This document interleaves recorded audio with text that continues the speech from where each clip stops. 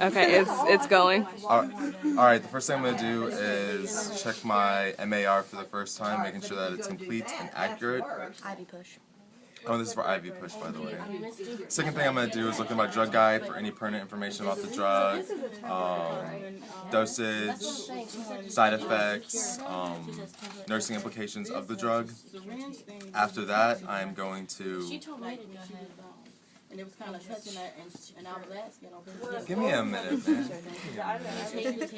Check for allergies of the patient, see if they have any, and assess appropriately. This patient doesn't have any allergies, so I can continue as planned. After that, I will look at diagnostic labs, vital signs, glucose levels, NPOs to make sure that there's nothing that would stop me from giving this medication, and in this case, there's not. At this point, I'm going to actually obtain my medication and check my MAR for the second time. I am using Valium, so I have the right drug. At this point, I'm going to calculate the dosage. In this case, I have an order for 5 milligrams, and this is 5 milligrams per milliliter, so I know I'm going to need 1 milliliter. I'll go ahead and draw that up.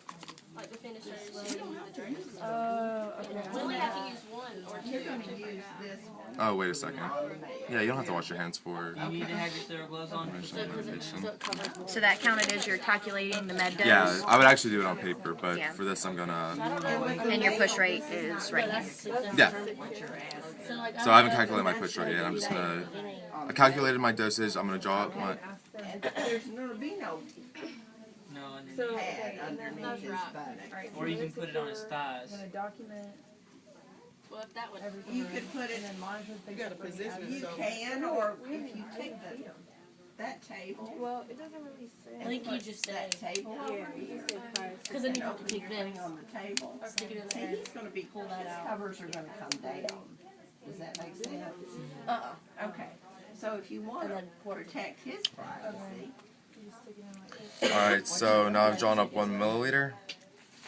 probably put this. I know now I have to calculate the Because in the book it push says- rate, which is 1 milliliter a minute. I have 1 milliliter exactly, so I'm gonna take 1 minute to administer the For a medication. male, you could use blue one. At this point, I'm going to take the medication into the patient's room and make sure that it's identifiable and not left unattended at any time.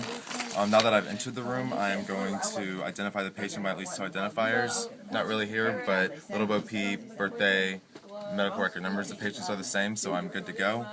I say a lot. Now that I've identified the patient, I'm going to check the MAR for the third and final time, making sure that I do indeed have the right medication. I'll go ahead and check my order, 5 milligrams per milliliter. I got 1 milliliter, and the push rate is 1 milliliter a minute. Does anybody have a watch on them that I can? I did. Sorry, it's okay. We're going to use our kit for the simulation. And now I'm going to wash my hands This stuff. and, perform hand hygiene and then put on gloves. Now I'm going to explain the medicine to the patient. Hello, Ms. Bo Peep. I'm going to give you Valium to help with your pain levels. Thank you. You're welcome. So how are we going to remain sterile? till 10. So at this point, I'm going to check the site for infiltration of phlebitis. Just looking at it, I don't see any, so I can continue with administering the medication. If there were an existing IV flowing, I would check for compatibility. In this case, there's not an existing IV flowing.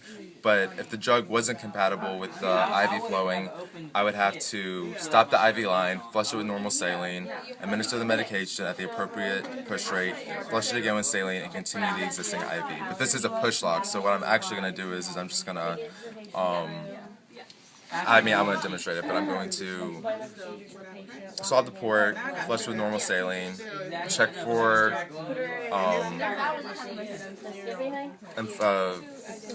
infiltration, then I'll swab it again, administer the medication at the push rate, swab it again, flush with normal saline, and call it a day, and close the port, of course. So I'm going to go ahead and do that right now.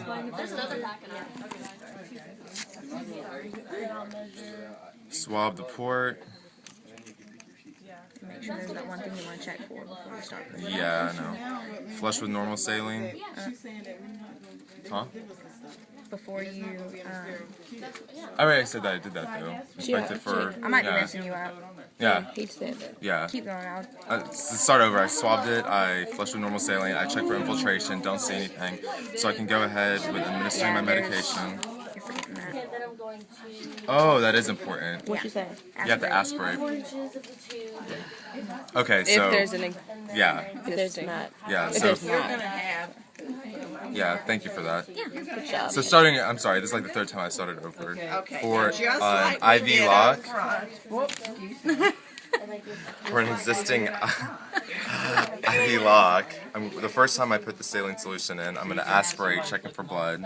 If I see blood, I'm going to push it all the way through, right? And then I'm going to check for infiltration. Next, I'm going to swab it again. And I don't see any infiltration, so I can go ahead with administering the medication at the proper dose, at the proper rate. So let's see if I can do this in a minute. I don't think I'm going to do it for this, just so it's not. Okay. And 60. Oh my God, we're at 45 seconds already. 30 seconds. 15 seconds. 15, 14, 13, 12, 11, 10, 9, 8, 7, 6, 5, 4, 3, 2, 1, and we're good. Awesome. IV came out. Oh, geez. Simulate IV staying inside. This wouldn't really happen in a thing. Rachel's gonna be like that. Okay, and then for the last and final time, Alright, I'm gonna hold it. yeah, do that. Okay. Last and final time, I'm gonna swab the port and flush the rest of it with normal saline solution. I'm gonna cap the port back up. After that, I am just about done. I'm gonna take off my gloves, wash my hands. I am going to, this will go in the sharps container too. Take off my gloves, wash my hands. I will document on the MAR, put my initials at the top, put the time that I administered it, put a cross through that, initial at the bottom, sign my name, put my title on there, which is GSUSN. Then I will continue to monitor the patient, and if there's anything to document, I will document any changes, adverse reactions. Use them all, okay. Don't know what else I'm missing on Corrective there. measures taken. Corrective measures taken and outcome. Very little stuff. So Yay! I just have to memorize some of those little nuances. Thank you, Michael. No problem. Bye, Rachel. Bye.